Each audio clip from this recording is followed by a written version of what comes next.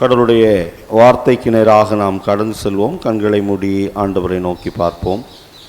எங்களோடு பேசுகிற பேரிரக்கம் கொண்ட ஆண்டவரே, உங்களுடைய வார்த்தைகளை கேட்பதற்காக நாங்கள் கடந்து வந்திருக்கிறோம். எங்களோடு பேசும் இயேசு கிறிஸ்து வழியாய் வேண்டிக் கொள்ளுகிறோம். அன்பின் கடவுளே, ஆமென். கிறிஸ்துவுக்குள் அன்பானவர்களே, உங்கள் அனைவருக்கும் குடியுரிமை திருநாளின் நல்வாழ்த்துக்களை தெரிவித்துக் கொள்ளுகிறேன்.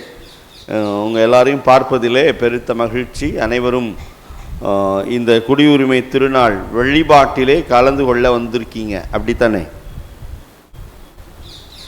மகாபலிபுரம் போகிறதுக்காக இங்கே வந்திருக்கீங்க, அப்படி எனிவே. ஆனால் ஆண்டவருடைய சமூகத்திற்கு நேராக நீங்கள் வந்திருக்கிறீர்கள். உங்களை அழைத்து வந்திருக்கிறவர் கடவுள். இந்த நாள் ஒரு மகிழ்ச்சியின் நாள்.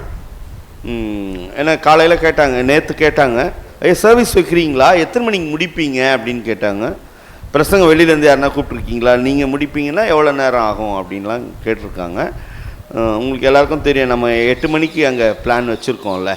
இப்போது டைம் 7:45 தாண்டி இருக்குது கொஞ்சம். அன்பானவர்களே, காந்திஜி உங்கள் எல்லாருக்கும் தெரியும்ல. காந்திஜி அனைவரும் நன்கு அறிந்தவர்கள். காந்தி குழந்தையாக இருக்கிற பொழுது ரொம்ப பயப்படுவார். ஒரு பொருளை பார்த்தால் பயப்படுவது, இருட்டை பார்த்தால் பயப்படுவது, எல்லாத்தையும் பார்த்து எப்பொழுதும் பயந்து கொண்டே இருப்பாராம்.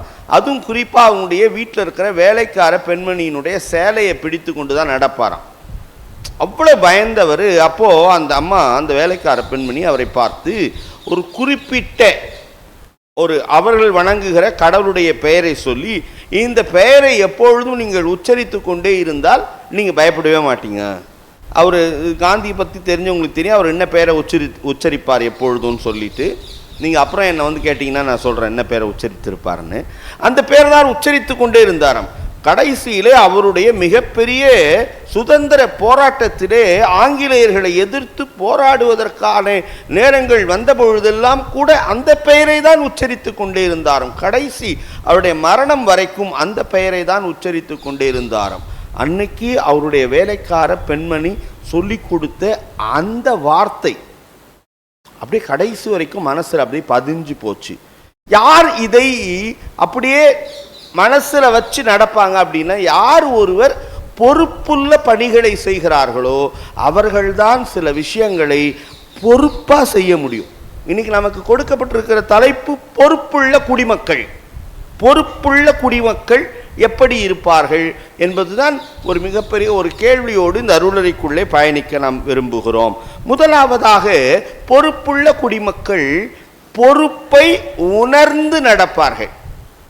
பொறுப்புள்ள குடிமக்கள் பொறுப்பை உணர்ந்து நடப்பார்கள். அப்படியானால் ஆமோஸ் 5ஆம் அதிகாரத்தினுடைய 14ஆம் வசனத்தை யாராவது ஒருத்தர் படிங்களா கொஞ்சம் என்னோடு கூட. என்ன மாதிரியான பொறுப்புகள்? கொஞ்சம் ஃபாஸ்டா போனாதான் நான் சீக்கிரம் முடிக்க முடியும். ஆமோஸ் 5:14, நீங்கள் பிழைக்கும்படிக்கு தீமையை அல்ல நன்மையை தேடுங்கள். என்ன பொறுப்பை உணர்ந்து நம்ம நடக்கணும்னா, நீங்கள் சிறப்பாய் வாழ்வதற்கு தீமையை அல்ல நன்மையை நாடுங்கள். அப்பொழுது நீங்கள் சொல்லுகிறபடியே சேனைகளின் கடவுளாகிய கர்த்தர் உங்களோடு இருப்பார். பொறுப்பை உணர்ந்து நடப்பார்கள். என்ன பொறுப்புன்னா, தீமையை அல்ல நன்மையை நாடுங்கள். அப்படியானால் இந்த நாடு இன்றைக்கு எப்படி இருக்கிறது, எதை நோக்கி பயணித்து கொண்டிருக்கிறது?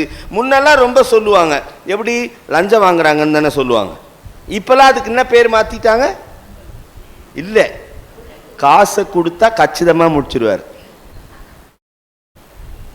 எல்லா டேர்ம்ஸ் சேஞ்ச் ஆகுது, ஆனால் எதுவும் மாறவில்லை. இங்கே வசனம் ரொம்ப அழகாய் சொல்லுகிறது, நீங்கள் தீமைக்கானதை அல்ல நன்மைக்கானவைகளை நீங்கள் நாடுங்கள். இந்த நாடு நன்மைக்கானவைகளை நாட வேண்டும். நாடு என்று சொன்னால் மக்கள், மக்கள் என்று சொன்னால் மக்களை ஆளுகிற அதிகாரம், அதிகாரத்துக்குள் இருக்கிற தலைவர்கள், இவர்களெல்லாம் இன்றைக்கு தீமையைத்தான் நாடுகிறார்கள்.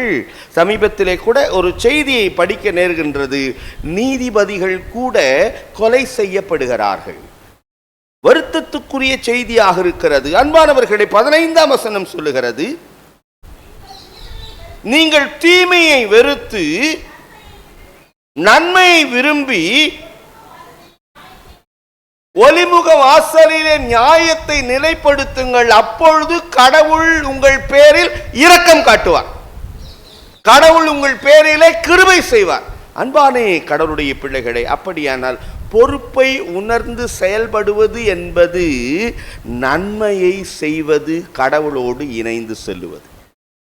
இரண்டாவதாக நாம் பார்க்கிற பொழுது பொறுப்புள்ள குடிமக்கள் யார்? வெறுப்பை திணிக்காமல் நடப்பார்கள், வெறுப்பை திணிக்காமல் நடப்பார்கள். வசனம் சொல்லுகிறது, ரோமர் 13ஆம் அதிகாரத்தினுடைய 8ஆம் வசனத்தை படியுங்கள்.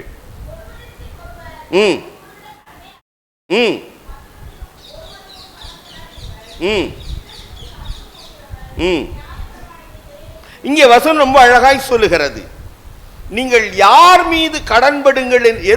எது உண்மையான கடன் அப்படின்னு சொன்னா, கடவுள் மீது அன்பு செலுத்துவது.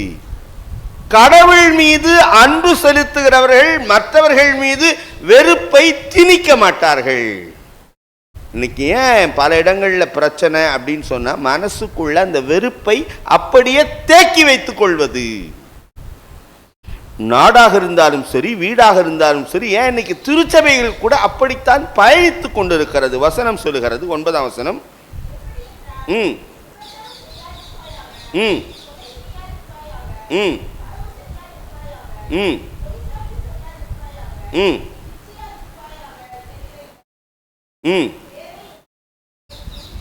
இந்த எல்லா கற்பனைகளுக்கும் மேலான ஒரு கற்பனையை இங்கே பவுலடிகளார் எழுதுகிறார். சொல்றார் 10ஆம் வசனம், அன்பானது பிறருக்கு பொல்லாங்கு செய்ய. நாடு எப்படி இருக்கணுமா? அன்பா இருக்கணும். வீடு எப்படி இருக்கணும்? அன்பா இருக்கணும். திருச்சபை எப்படி இருக்கணும்? அன்பா இருக்கணும். நாடு, இந்த எத்தனாவது குடியரசு திருநாள் இது? 75ஆ 76ஆ 75ஆ 76ஆ 74ஆ 75? இது தொடர்பாக நம்ம மகாபலிபுரத்தில் ஒரு டிஸ்கஷன் வைக்கிறோம். இந்த குடியுரிமை திருநாளிலே இங்க ரொம்ப அழகா சொல்றாரு, இது எல்லாத்துக்கும் மேல அன்பு ரொம்ப முக்கியம். அன்பு ரொம்ப முக்கியம். உணவு உறவை ஏற்படுத்தும், அதுக்குள்ள அன்பு இருக்கும், பாசம் இருக்கும், நேசம் இருக்கும். அன்பான கடவுளுடைய பிள்ளைகளை, அந்த 10ஆம் வசனத்தை அப்படியே நிறைவு பண்ணுங்க, படிங்க. ஆதலால் அன்பு ஏன் சொல்றாருன்னா, யூதர்கள் நியாயப்பிரமாணம் தான் முக்கியம், நியாயப்பிரமாணம் முக்கியம் முக்கியம் முக்கியம் முக்கியம் சொல்லிட்டு பாசத்தையும் அன்பையும் உறவு காணாம போயிடும். சொல்றாரு, அன்பு தாம்பா நியாயப்பிரமாணத்துக்கே முக்கியமானது. அன்பான கடவுளுடைய பிள்ளைகளே, பொறுப்புள்ள குடிமக்கள் எப்படி இருப்பார்கள்? பொறுப்பை உணர்ந்து நடப்பார்கள். இரண்டாவது, வெறுப்பை திணிக்காமல் நடப்பார்கள். எல்லாரோட எப்படி இருப்பாங்க? அப்ப நாடு எப்படி இருக்கும்? வீடு எப்படி இருக்கும்? ஒரு திருச்சபை எப்படி இருக்கும்? 75ஆவதா 76ஆவதா தெரியல, ஆனால் குடியுரிமை திருநாள் இன்னைக்கு ரிப்பப்ளிக் டே. இந்த திருநாளில் நம்ம எல்லாரும் பொறுப்புள்ள குடிமக்களாக பயணிக்க கடவுள் அருள் புரிவாராக. ஆமேன்.